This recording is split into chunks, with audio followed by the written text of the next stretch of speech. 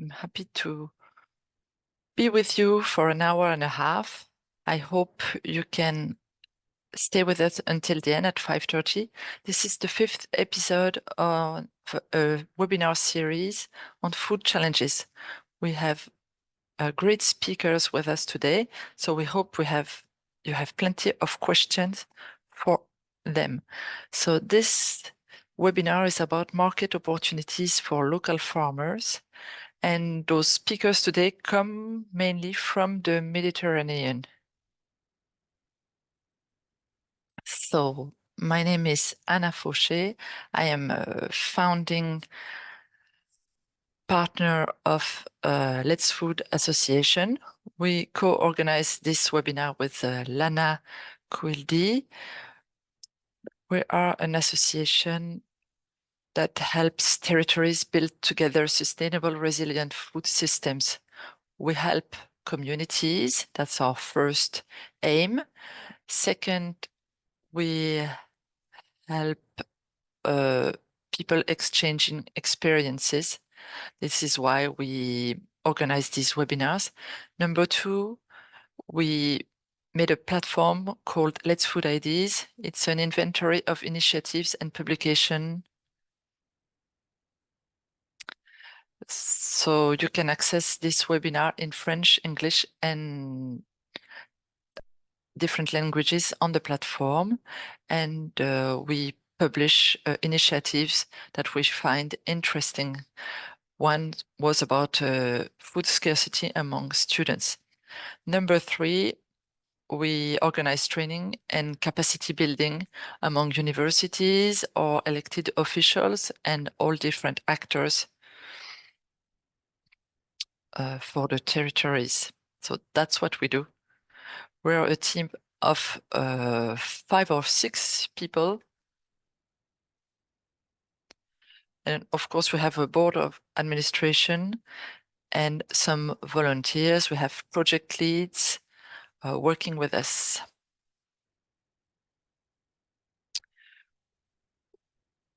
We created this webinar with our own money, but with partners such as the UNESCO Chair in World Food System, which works on science and society dialogue and sustainable food. There is also a departitioning and spreading of knowledge. That's another axis we're working on. Another partner is Neede with Emma Aubert, who is doing the introduction today. They work on ecological transition. And then third partner is the French Ministry of Foreign and European Affairs. They help French territories in decentralized cooperation. So this can be of good help for people who want to do some international cooperation.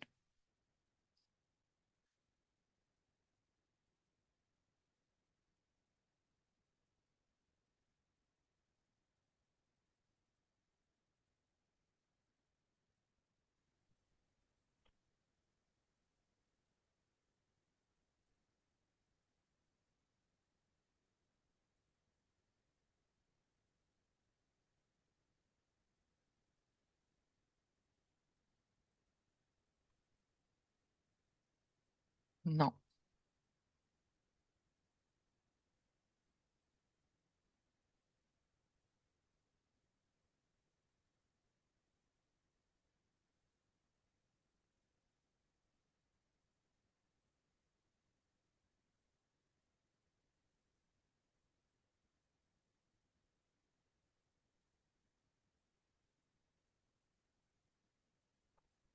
Yes. Excuse us, there is a problem with the presentation sharing screen. So we're trying some other way around.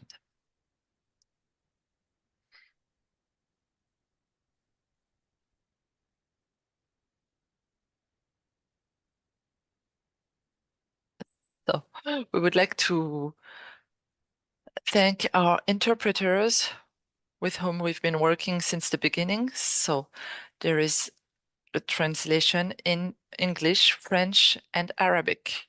You can click on the globe below on the Zoom bar to show the correct, to choose the correct language. So here is how to proceed to access the interpretation. So to access the interpretation, click on the Zoom bar below, you see. So the goal of these webinars is to speed up the food transition in the Mediterranean. We want to support local actors, and there are many actors around the Mediterranean who are working on some projects, and so we wanted to have these projects well known in France and all over the world. We want to help them create partnerships, and we need also to identify funders, of course, to help the projects. And there's going to be a funding partner who is going to be a speaker later today. So if you want to have a peek into the previous webinars, in December we had one on training on food challenges. Number 2 was children awareness on sustainable food. Number 3, reducing food waste. Number 4, producing local high quality food. Today, it's market opportunities for local farmers, but each time we have some associations and partners presenting their projects. So it's very interesting. You can find these webinars on our YouTube channel. Next webinar will be on May 15th. It's the last one, and it's about fighting food insecurity. Let's start with a few definitions just to make sure we talk about the same things. Sorry about those who've been following us for the past few months, but yes, we rely on a local food system. Sorry. So we want to work on agricultural soil protection. We want to restrict artificialization. We want to help new farmers install in large farms. We want to empower them in ecological practices. We want to develop short local supply chains, work on logistics, for instance, adapt production to consumption, and help intermediate, make them aware of different elements so that consumers can afford quality food. So we need to support change in food habits as well, local consumption, seasonal products without pesticides, maybe eating less meat. We want to fight food waste and reduce rejections as well along the whole chain, and reuse or recover waste. So we want to do this by building a new local food governance, enabling everyone to participate in local food strategy building and policies. We want all the citizens to be able to participate in that process. A second definition, before we listen to Neede, our partner, what we call sustainable food systems. There are the sustainable development pillars, such as we want to protect the environment and biodiversity without burning out non-renewable resources. We want everyone to access sufficient, healthy, nutritious food that is also culturally acceptable. We want to rely on an inclusive economical system, enabling new jobs creation to reduce inequalities of power between businesses and also within the value chains for more equitable added values. We want to promote social cohesion and respect diversity and cultural dynamics. We want to restore trust in the system and have citizens participate in its evolution. So these definitions were based on the work of Nicolas Bricas. Now I'm going to let our partner Neede do her presentation. So this is Emma Aubert, project lead on food transition. Thank you very much. I'm happy to be here with you today.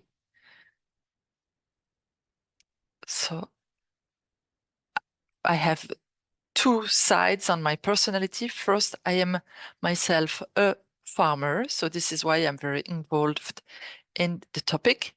Number two, I'm here to represent Neede, an association which help population work on the ecological transition. So this is our first slides. So we have three response mechanisms. First one is called Odysseo.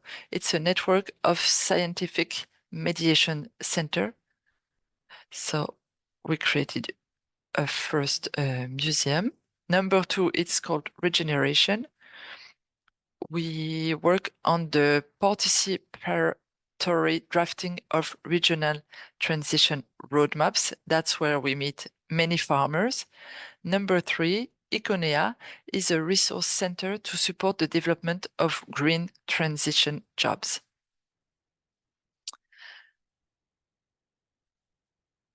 To talk about market opportunities for local farmers around the Mediterranean, I wanted to give a brief recent historic of agricultural products trade in the Mediterranean.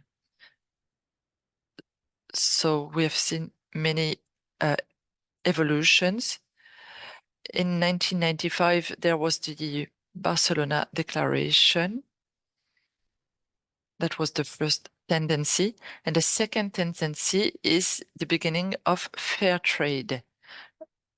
It became more well known in around the year 2000. And then in 2020, COVID shed a light on the local fair trade and the short supply chains. So these two tendencies around the started in the 1970s, and so they gave birth to different distribution channels. The Regional Environmental Change, a scientific journal, said that in 10 years,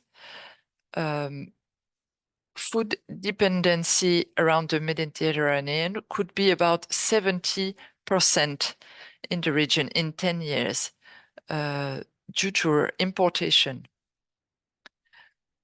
So we see that these tendencies of importation and exportation bring high figures. So talking about different fair distribution models, I wanted to tell you about direct supply chain and also about fair trade. So we'll talk about direct supply chain with different speakers. Here is our definition. Direct supply chain is with zero or only one intermediate between the farmer and the consumer. So in direct sale, it can be farmer markets, associations of consumers called AMAP. Indirect sales are restaurants, canteens, grocery stores. The advantages are the growing demand from consumers and direct acknowledgement for the producers in the form of share capital. So we'll see that with the World Farmers Market. There's also a huge opportunity to work collectively on food sovereignty. The municipality of Tirana will tell us about this. Working with a short supply chain helps the farmers reduce dependency to the volatile markets. So that's very interesting because those can take a big part of the revenues. also short supply chains reduce waste and transportation costs, and this helps farmers diversify their cultures because they can sell more products to local consumers. There is also the development of tourism, food tourism. And we have the idea of promoting the Mediterranean diet. That is something we want to promote. And so the impact on the environment and on our health could be huge. So we still need to train on local food products to help farmers being part on the world farmers market, because the training is needed, and we need to have a political will with us because we need to have a place to do the market. We also need to educate the consumers to help them think about all the impacts of what they buy if they go to the supermarket every day, for instance.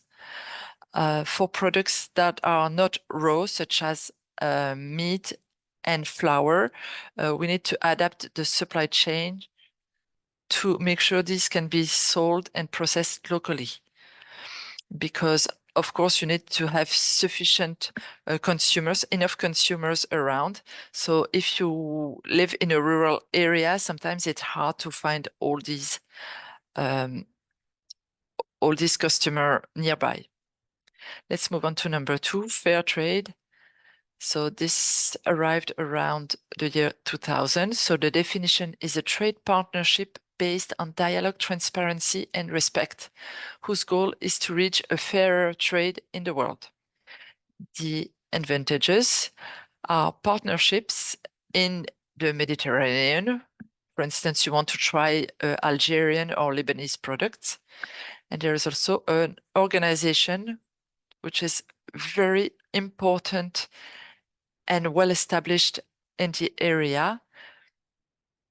It's called the World Fair Trade Organization. This helps farmers make their know-how well known. So it's very important, and it enables farmers move to high value added products. It enables to gather currencies to buy products not available on the local market. It's also a way of being trained to work in the region. The challenges are the worldwide competition. There are also competitions because of competing labels that are labeled fair trade, especially for cocoa and chocolate, for instance. In the region, there are few raw differentiating agricultural products apart from dates, argan, and saffron. So we need to work on the processed products. So for that, you need suitable processing chains and logistics to create these products. So it's sometimes hard to work on importation and exportation if you don't have logistics and technical personnel, employees for these products. So there are international labels and markets that are always more complex about the labeling, the environmental protection standards in Europe, for instance, the working conditions. So you need to be trained and have suitable employees. Among the challenges, there is also the carbon impact image.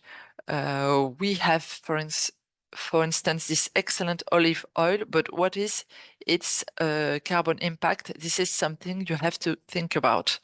That was my part. Thank you. Thank you for this introduction, my dear Emma. Let's move on to the next speaker. There are 4 speakers from outside the organization today. We want to have them talk about their market opportunities and their challenges as well. What about the demand? How did they work on demand and offer? What are the guarantees for the producers and consumers? What were the positive impacts? The keys to success as well. For those who just joined in, you can introduce yourself in the chat, rename yourself with your organization. You can ask questions in the chat during the presentation, and there will be a time for questions towards the end.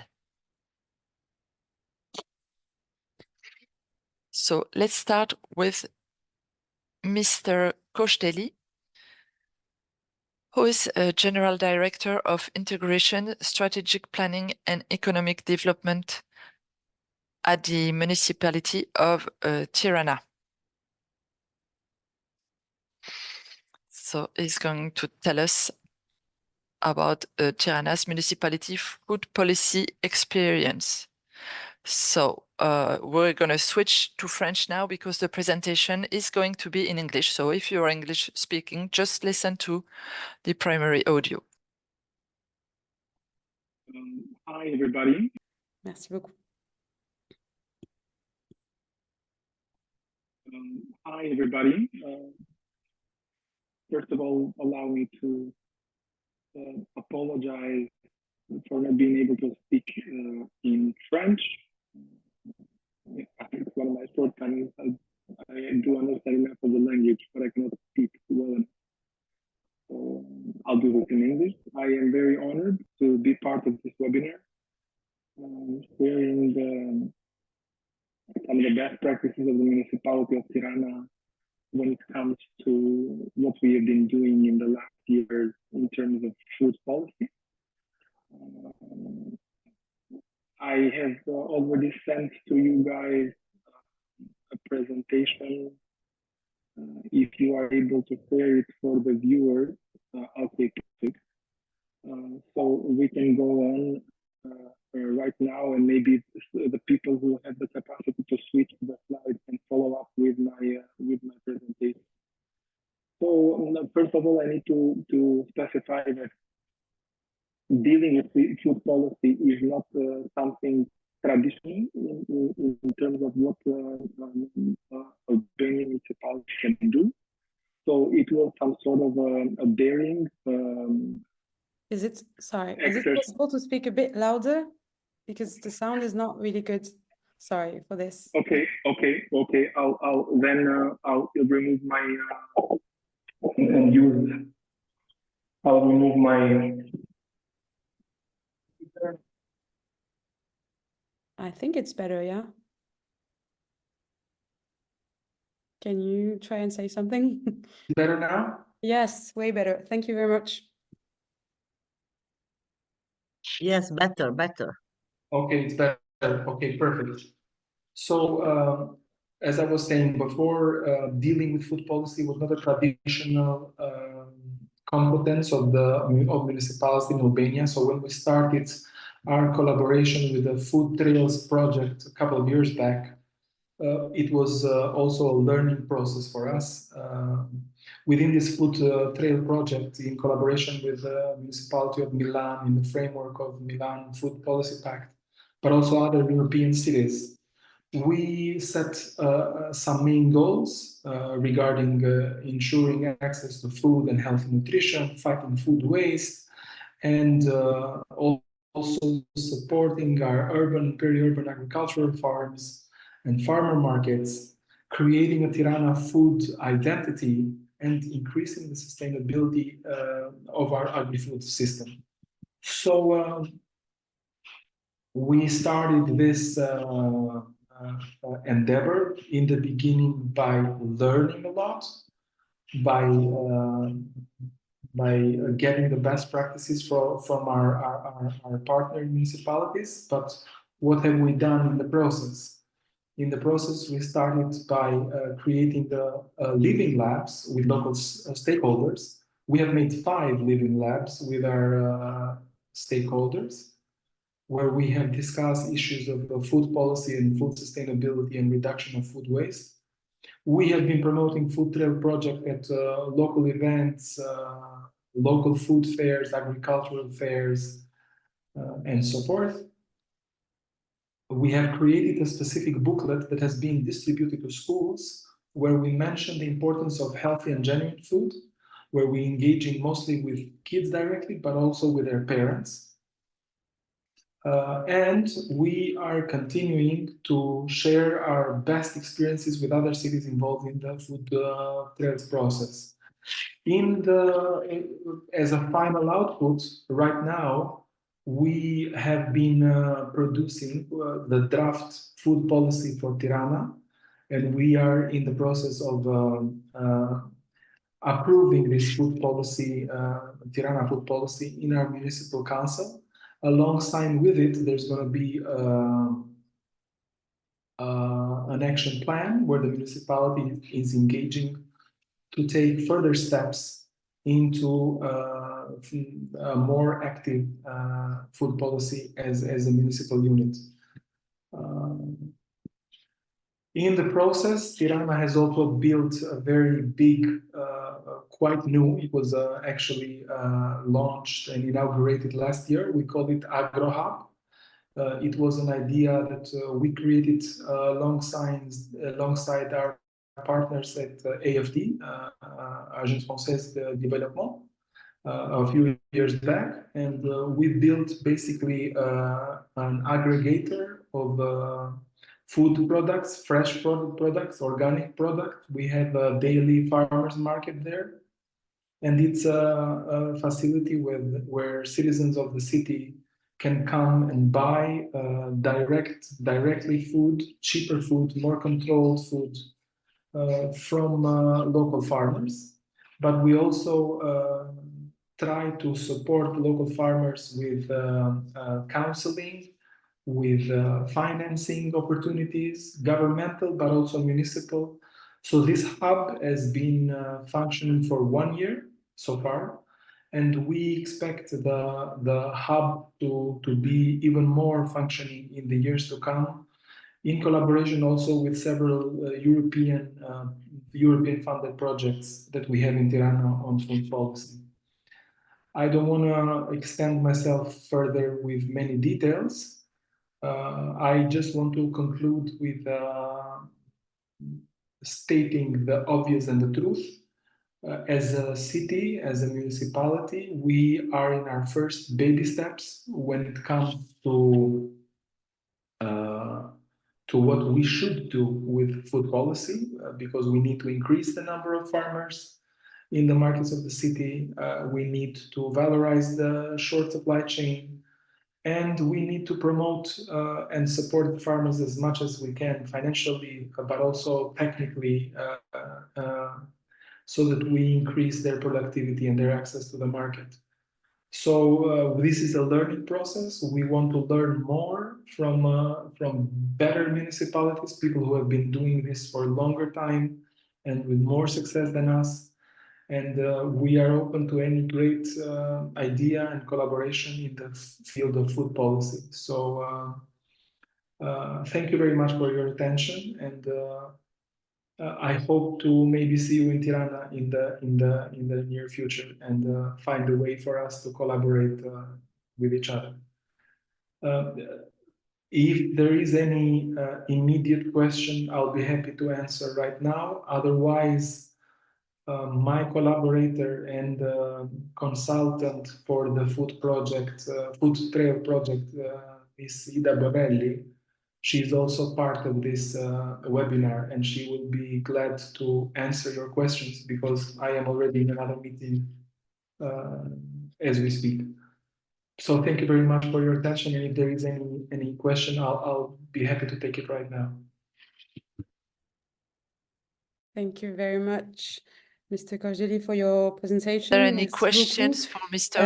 Merci d'avoir été Kojeli? présent. Est-ce qu'il y a des questions There will be a tout de short suite? break De for toute the façon, on va interpreters faire right une now, petite pause pour but permettre if you have aux interprètes questions, you can de souffler. ask donc, them peut-être à directly vous laisser or la in the possibilité chat. de poser une question et où on pourra prendre un temps de questions à la fin. N'hésitez pas à Just tell rebondir us sur what ce que ça vous you do inspire, in ce que vous your faites own sur vos region territoires, if you si work vous on accompagnez local food des politiques policies. alimentaires. On va reprendre. Donc, peut-être, non, So on va juste let's prendre la start question. again. Pardon. Mr. Kosteli, maybe you can read the Donc, question Monsieur Kosteli, and peut-être vous answer pouvez it lire la quite question briefly, if that's et y okay répondre with par la you. suite de façon assez courte. The question C'est is OK pour vous? from Fabien. It says, can you give us more information? The question is from Fabien. It says, can you give us more information on the Food Local Council? Who is involved and what are they in charge of? Do they have any feedback on its organization? As I was trying to explain during my presentation, this is part of our Tirana food policy draft. So it's a draft food policy. We need to approve it through the municipal council. One of the actors that we are hopeful to involve within our food council is representatives, members from our municipal council, because we want to make it also part of the political day-to-day life, the policy life of the municipality. It's part of the objectives that we want to obtain. We have been using the model of the municipality of Bordeaux in France. They have a similar structure that we want to replicate in Tirana, and we are going to involve stakeholders such as private business, farmer associations, restaurants, food traders, local NGOs, universities, and research centers.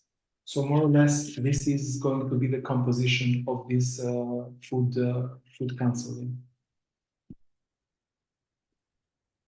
Thank you very much. We're going to give you the link to food trails, and so Bordeaux and Grenoble are participating in this in this food trail. If you have other questions, thank you very much, Mr. Kosteli, for being with us today. Your colleague could answer further questions if needed. So let's move to our second speaker. It is Mr. Samuel Fallet, who works at the SIC Les Ferrages, who is in charge of local organic food and promotes sustainable food and local food systems, of course. So Mr. Fallet is going to speak French, and I'm going to translate it into English. Yes. Thank you very much for having me today. I am a volunteer. I'm a shareholder in Les Ferrages. We work on agriculture and food, and I'm going to be an employee shortly. We are in the Maritime Alps. It's by the Côte d'Azur, but more towards the inside of France, but it's this southeastern region. I would like to explain what we work on in 10 minutes. That's a challenge already. So here, this dynamics was born from its environment. We only have 1% of food autonomy in the region of Maritime Alps. So we talked earlier in the Mediterranean, it was 70%. But if we were to be closed, if the borders were closed around us in the Maritime Alps, we would only live for 3 days. Yes, because the food agriculture is not much developed. It is in competition with the flower production, with the perfume industry. We also grow many trees, olive trees or lemon and orange trees. So we lack agricultural land.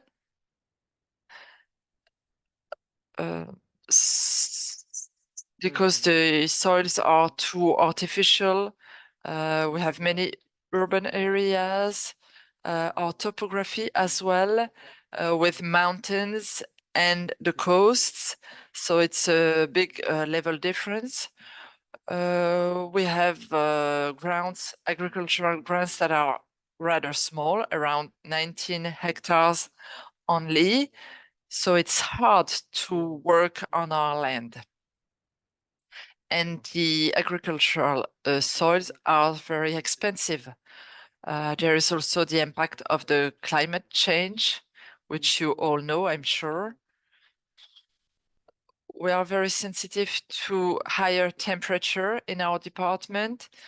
So maybe in 2050, it will be 2.5 degrees hotter in our region. So we've had 2 years of very dry weather and very strong winds. We have less water as well, so there is a clear impact on our production. So we are in the southeast of France, and we also have to cope with food scarcity because of poverty, and also about problems with the supply chain for local and organic products, especially for the poorer people. We can move on to the next slide now, please. Thank you. So in this context, we decided to create this community, this association. We are in a smaller city called Châteauneuf. It's a lot smaller than Tirana. So a small group of citizens wanted to work on food sustainability. And we created this association in 2018. We wanted to grow food around our city to supply the local canteen for the school, and we wanted to have access to organic and local food in Châteauneuf-Grasse. So this developed quite fast because in 2020, we wanted to create this SCIC L'Efferage. So it's a cooperative company. It's specific to France, I believe, this legal form. But so we all cooperate, and we have shareholders in the small cooperative company. So everyone can be part of the governance, and we can integrate partners and communities into our governance. And we could not do that with the association before. So that's why we integrated several municipalities in the governance. And so it gave us some legitimacy to our project of public interest, but it was also a citizenship initiative.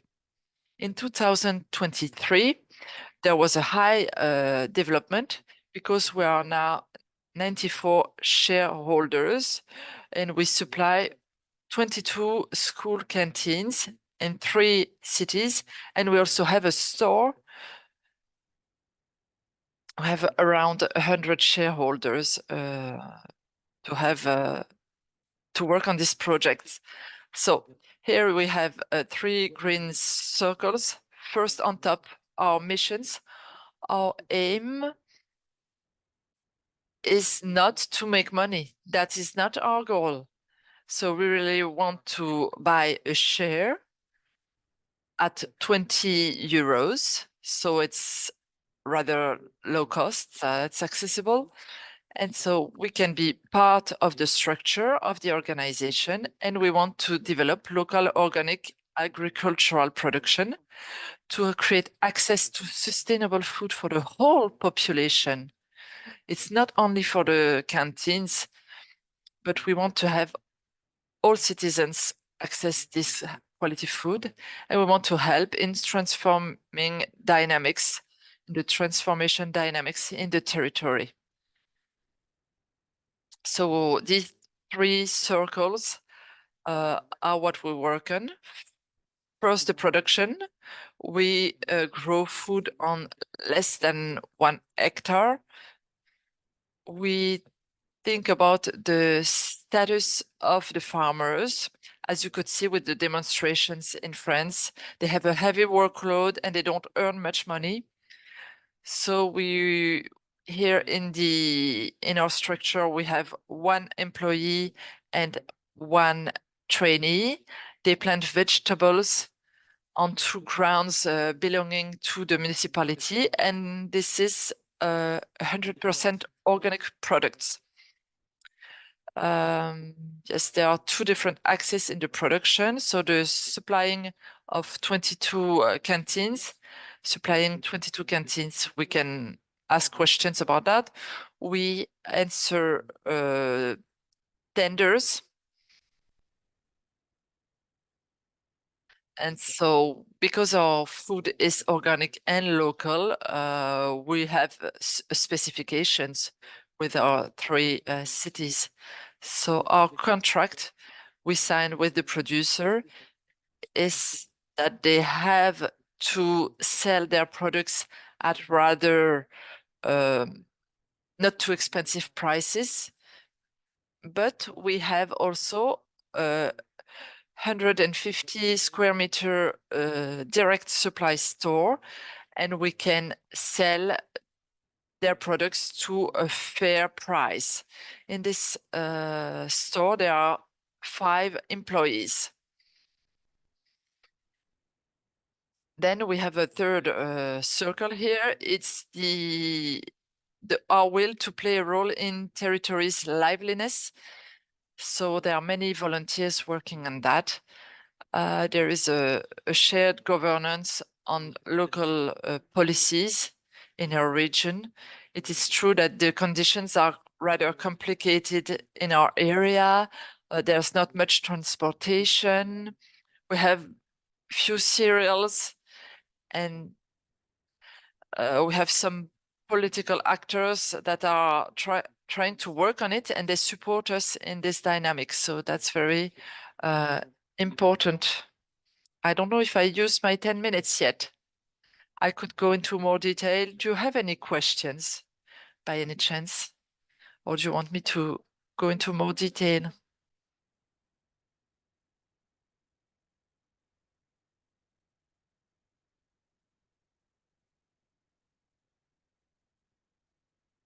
Can you conclude maybe, and then if there are other questions, you can answer them later on?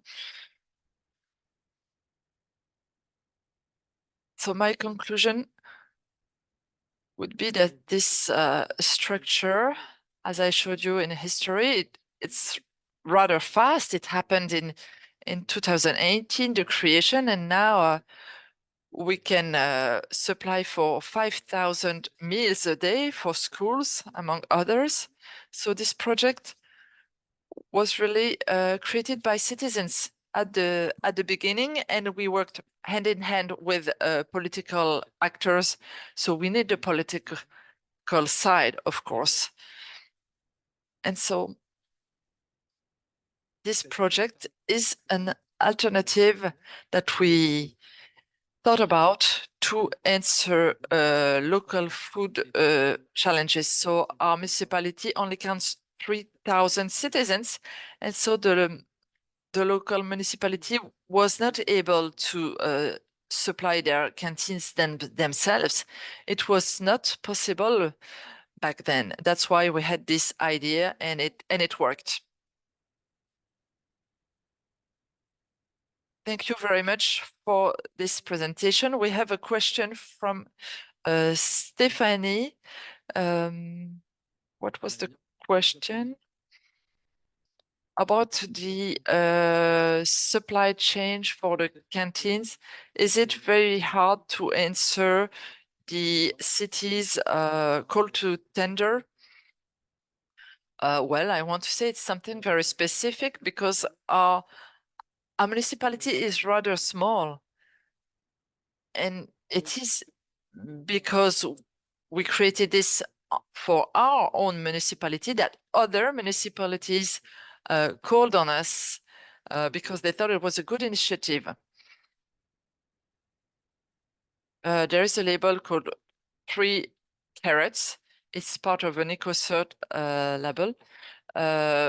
This helped us answer some tenders because it meant that the food had to be organic, but also local. And that's where we had a specific role to play.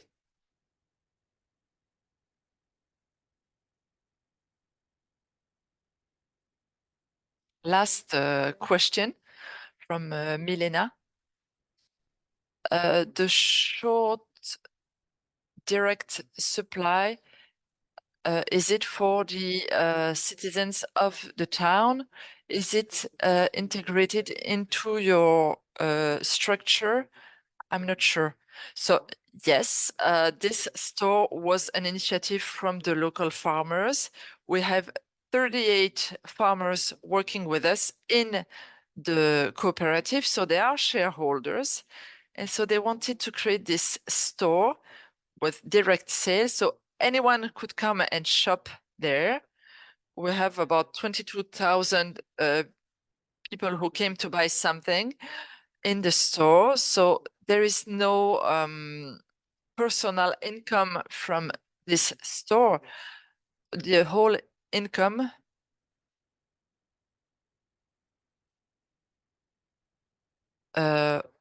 we knew that we would not earn money on that from the beginning on the agricultural production. We knew that it would be hard to earn money from selling to the canteens.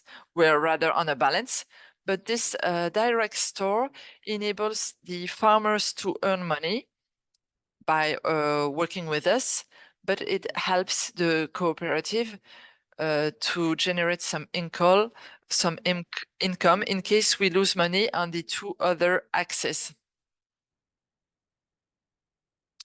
Thank you very much for your explanation. Let's move on to the next person, Mr. Jean-Charles Kerala, who is member of the board of the World's Farmers Markets Coalition. And he's going to introduce his own initiative. Thank you very much. Can you hear me?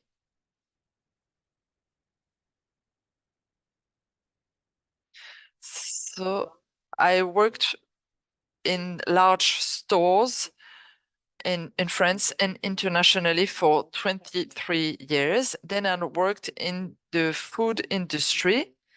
And then at the time of COVID, I started raising rabbits and I started farming. Like Emma, I have 2 personalities, so to say, 2 jobs. I work on a farmer's market in Beirut, and I am a farmer raising rabbits. And I joined the World Farmers Markets Coalition as a marketer. I was elected a member of the board for the Mediterranean. That is not part of Europe. So it's from Turkey to Morocco. So some countries have markets or they are starting to install farmers markets shortly. Of course, there are markets everywhere, but we want to have good markets. That's what the word souk in Arabic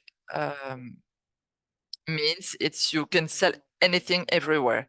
So for us, the market is only food. and 50% of that food is fresh produce. It can be vegetables, fruit, fish, dairy products, anything that's fresh food. So the World Farmers Market Coalition cultivates and serves a community of practice for farmers, farmers markets. So this came around after a study made during COVID. Studies showed that between 15 to 18% did not have access because of logistics and all the regulations at that time. They did not have access to fresh produce daily. So there was a committee of several markets which joined in July 2021 with the agreement of Dr. Amina Mohamed, who was Vice Secretary of the United Nations, to create this World Farmers Markets Coalition. That was their idea in 2021. In 2023, the coalition was really created. And now we have 20,000 members, 60 countries represented, and 75 member association. We estimate that we have 200,000 families who live from agriculture with us. So that's the board. The world was divided into 6 regions: Sub-Saharan Africa, the Middle East, North Africa with me, Europe, the whole of America, from northern to southern America, so they don't need so much attention from the coalition, Southeast Asia, and also the rest of Asia. This is the pictures of our members. You can read that later if you want to find a specific country. Our goal is to build a common ground for consumers, farmers, and community. The frequency of the market is specific to each organization. But a market needs to be frequent. Once or twice a year, it doesn't work. It needs to be quite often. For instance, once or twice a week, they meet at a specific place and they can create a direct link and build a community. We also provide a technical and legal assistance in communicating to governments with the help of the coalition, which is based in Rome, to help local governments and local associations to help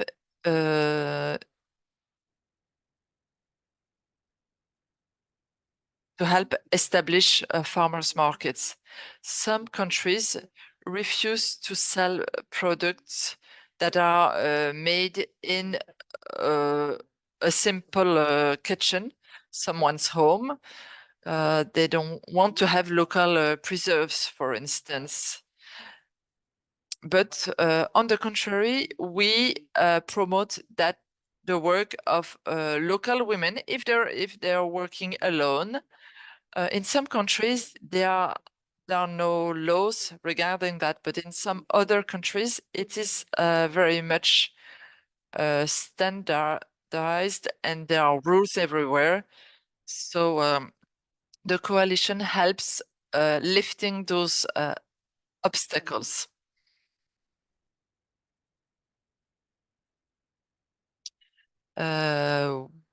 Once a month, we also developed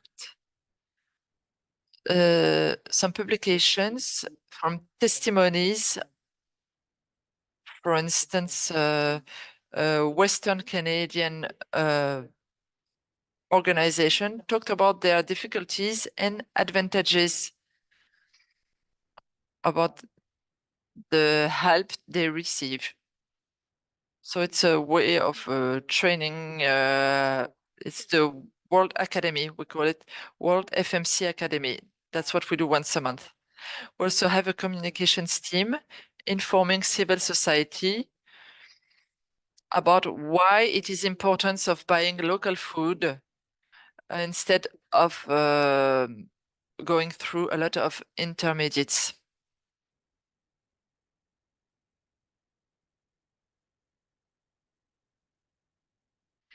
Okay, we can move on to the next slide.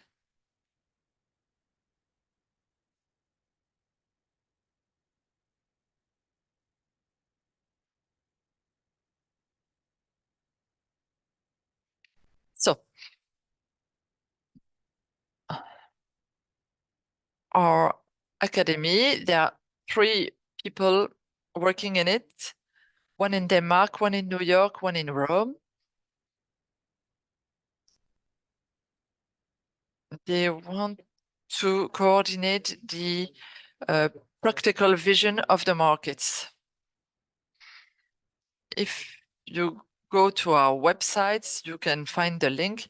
They have YouTube videos showing what is a market, how can you plan it, how can you contact a market, how can we help them setting up a market, a farmer's market.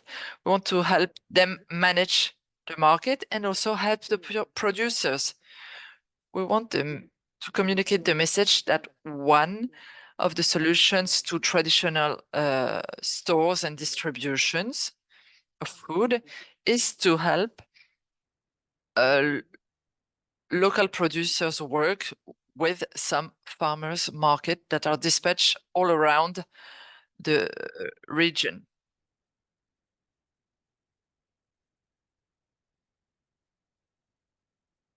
So our audience is first dedicated to our members.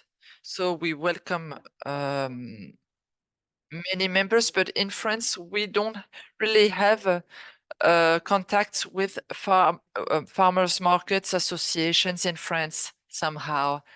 I don't know how. We have contacts in Italy, in Slovakia, in Poland, in Holland, in England, but in France, it is hard to find market associations, to have them join us, because we don't have that so far. And then, of course, we would like many people to join us. We would like to have some people who could help us with their power, their network, their contacts to participate in our webinars so we can exchange best practices on how to change legislation in a way to authorize a farmers market. In Hanoi, we managed to change the laws of the municipality to reorganize how markets are dispatched in Hanoi. They divided the number of markets by 3, but they were better dispatched around the different city quarters. In Bangladesh, there's an organization called Work for Better Bangladesh. This association has been working for 15 years on different projects to introduce the local know-how in how to create markets. And so we help them organize them better, in a way to organize them better and have those markets last longer. Yes, if you can come to a conclusion, maybe, Jean? I just want to conclude with this. One of the concrete actions with the Mediterranean is the MAMI program, Mediterranean and African Markets Initiative. It has been funded by the Italian state and organized by the CM Paris. We organize market management in different countries, Albania, Tunisia, Egypt, Lebanon, and Kenya. And the idea is to organize many markets in these countries. So 4 persons from each country met in Bari, in Italy, and they were trained in how to create a market. And then we came home with this knowledge to dispatch it in our home country. So we think it's a very important initiative that is going to succeed around the Mediterranean. Thank you very much, Jean. There's going to be a short break for the interpreters, and then we'll take a few minutes for the questions and listen to our last speaker.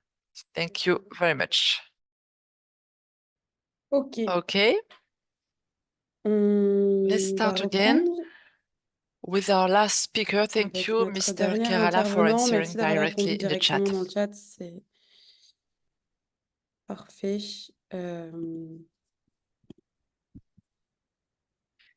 Et Let's merci pour now l'échange de contacts listen to Mr. aussi. Mohamed Waghi, On va who laisser la is parole à Monsieur Prima Mohamed Secretariat Waghi, Project Officer. qui est donc chargé de mission au secrétariat de He's going Prima. to introduce Il us va to nous Prima, présenter un peu the Partnership for ce que c'est Research que and Prima Innovation et in the qu'est-ce qu'il Mediterranean propose en area, termes de and financement et de what they projets. suggest in terms of funding. Merci beaucoup d'être présent.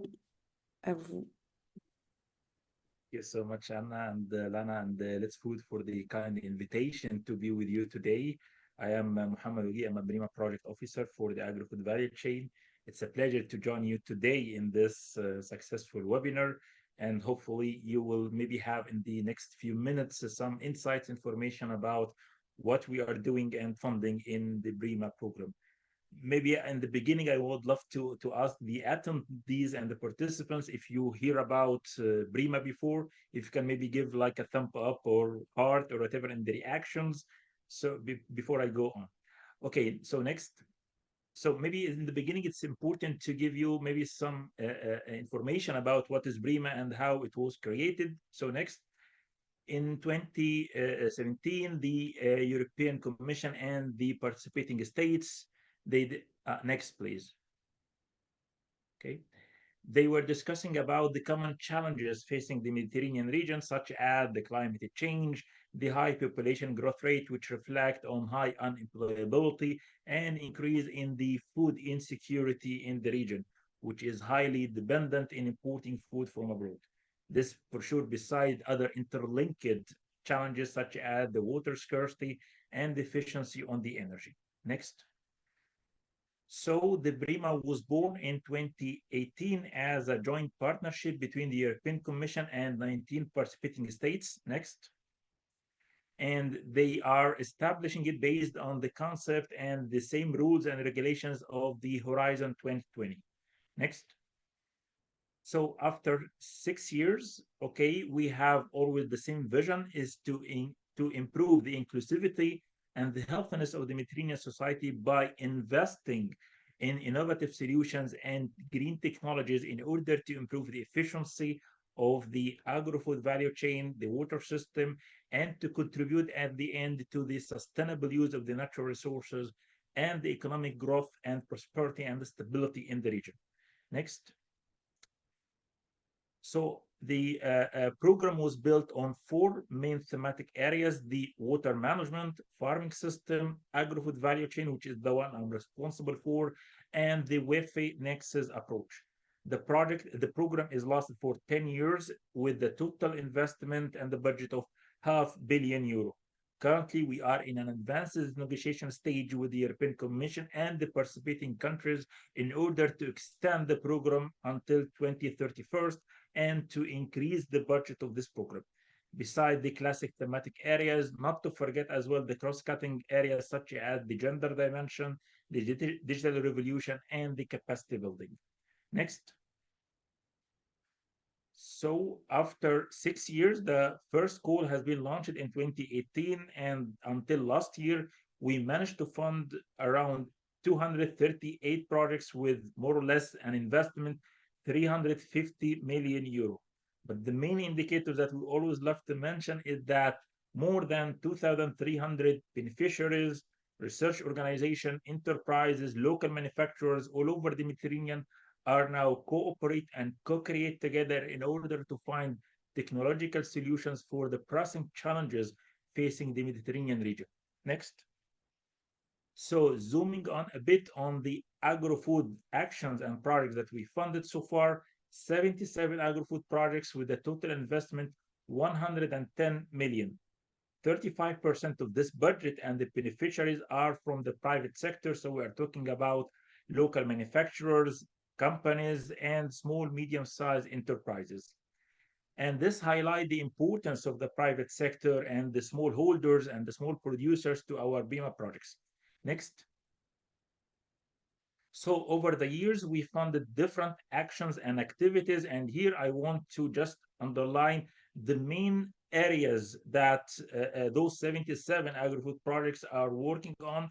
And just to highlight two terms that we used to have in BRIMA, the responsiveness. So for instance, at the year of the COVID in 2021, we launched a program and a call to support the resilience of the smallholders and the small producers at the countryside and underserved region in order to be adapted and resilient to face the shocks and the COVID-like crisis. In the year of 2023, at the time of the Ukrainian war, and we were aware that our region is highly dependent in importing wheat and cereals from abroad, especially from Russia and Ukraine. So we launched a call in 2023 in order to improve the efficiency and the effectiveness of the cereal supply chain. For the high technology readiness level, this is an additional term important in our BIMA projects, which means that our projects are going to end with solutions closer to the market, ready to be commercialized, or pilots or demonstration sites, and so on. And here it highlights the importance of the local manufacturers and the SMEs in the participation of those projects. Next. That's why you can see that some snapshots from the previous BRIMA calls over the years, we keep always highlighting the importance of the multi-actor approach and the engagement of different stakeholders, including or mainly the business and the private sector, the small, medium-sized enterprises, small producers, and the others. Next. So now I will take you in a very quick journey in some selected BRIMA projects and actions that are directly touched or linked at the point of the webinar for today about the engagement of the local manufacturers and how we can improve the local markets. So next. So in order to understand this, we first analyzed how complex the agro-food value chain we have in the region, which is suffering from different set of challenges and problems, such as the lack of infrastructure and the low productivity, limited efficiency, high resource utilization, and high agri-food loss and waste, which means as well you are losing energy and water. It's not just losing food. This will be accompanied for sure with the climate change, which reflect on high land degradation and losing the soil through this soil erosion. Considering that our value chain is long and complex with so many intermediaries alongside the value chain. So we tried over the years to flip those challenges into opportunities for research and innovation and business as well. So next. So here are a list of some BRIMA projects and actions that address different segments of the value chain, such as the Dynamine SME, which is developing a new spray dryer technologies with using 30% less energy. But what is important in this technology that they develop this technology to be affordable for the small producers and the small farmers at the countryside. We have another project called Lab for Supply, which deals to address the difficulties of the smallholders and the small farmers by developing a sustainable stakeholder platform and a decision support system. The project to stop mid waste as well address the demands and the needs of the local manufacturers and the small farmers, but from another perspective, which is increasing their profits. This achieved through minimizing the agro-food waste by 30%, and we have different other set of projects.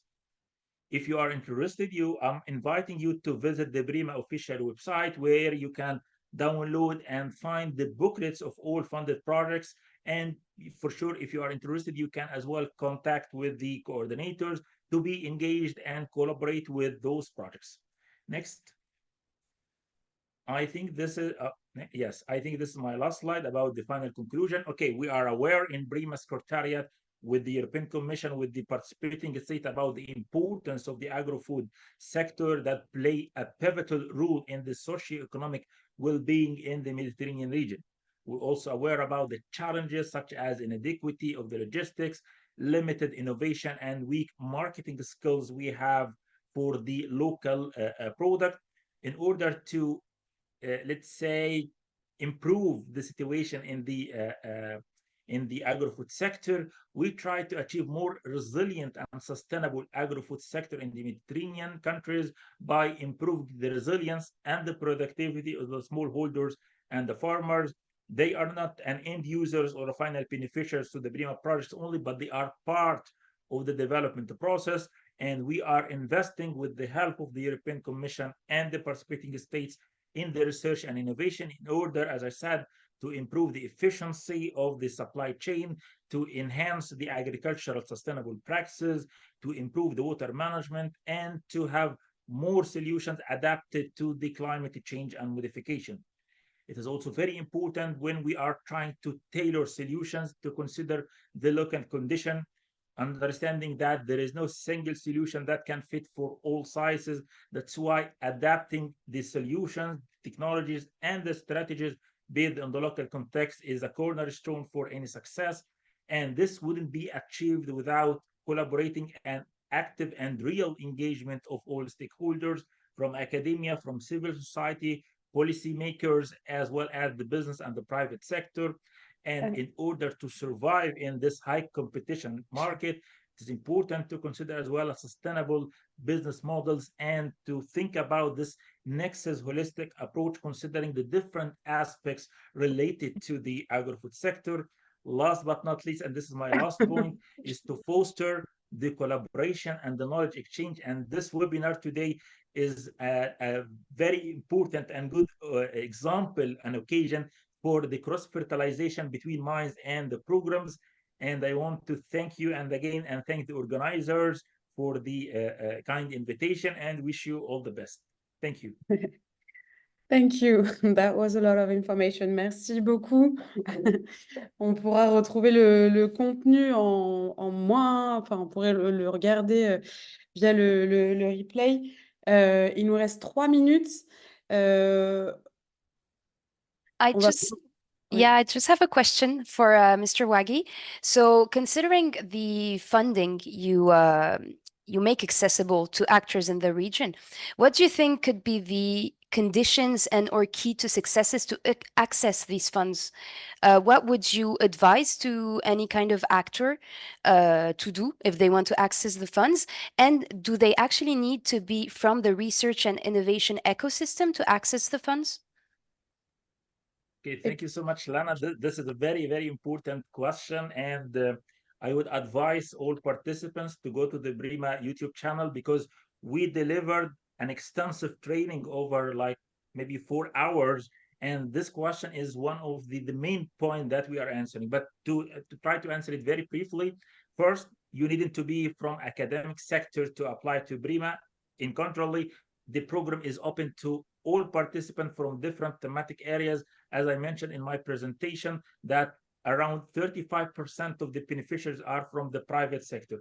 The second point about advices on how to be part of the BRIMA actions and projects, you cannot apply as a single entity or individual, but you have to be part of a consortium. So the best advice, maybe very quickly, the flash advice that I can give today is that you can go to the BRIMA website, check the previously funded projects, try to communicate with the coordinators and discuss with them any future BRIMA potential ideas or goals and so on, and then you can apply together.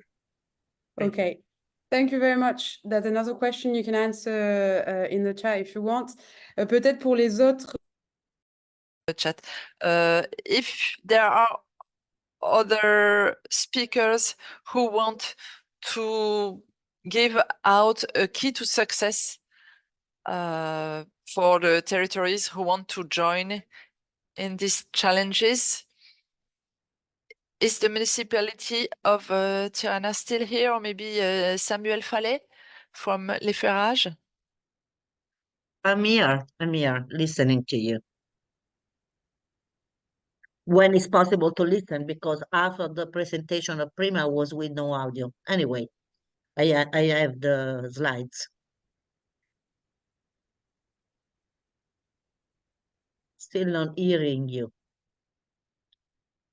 Can you Now I listen hear to you. the translation? Now? Okay, good. Yes. Can you tell us what are the keys to success to develop a successful method for the local producers and farmers? What should we keep in mind? For our part, we have engaged for to get the food policy, the main problem, one of the main problem was to put the farmers together in Albania. The average size of a farmer, let's say in the country of Tirana, it's very small. They have less than 1 hectare of cultivation, and they normally make many different crops. So it's difficult to put them together. This was our first risk, and we have done a lot of risk assessment to involve them in our food policy, because to make the short supply chain, we need farmers. We need farmers. We need farmers with qualified crops, and we have to promote them. So, and the success was to make more living lab with them, to leave them the possibility to, sorry, the possibility to support us in the definition of the food policy goals. And also to give, as Mr. Codeli said before, to give them some financial incentive to be with us in the pact. The other difficulties for us was to have national framework legislation in line with our local food policy. Tirana is one of the biggest city in Albania. Everything happened in Tirana, and also the population of Albania is 45% located in Tirana, but it's still a local government. And we are faster to improve our legislation and our policy frameworks compared to the national government. And so this sometimes, for instance, in the food waste goals, limited us to implement the food policy actions. I don't know if it's clear. So a lot of patience is the key of success, especially with the policymaker. Thank you. Thank you very much.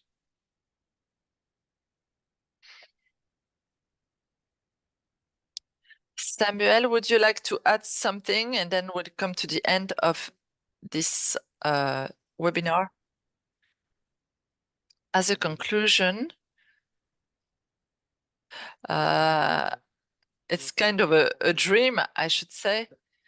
But as you said in the introduction, there are many things that come into a food system. So my advice would be to create dynamics that are holistic, that are common to citizens, farmers, politics. The food challenge, the food issue has to be central to our politics and to our region.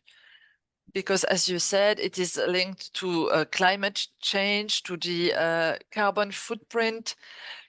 Everything is linked. So you need to foster enthusiasm in the relationships between children and farmers, citizens and farmers. You need to bring sense and enthusiasm to the relationships between all these people, and we need to have the citizens play their part in this process. Thank you very much.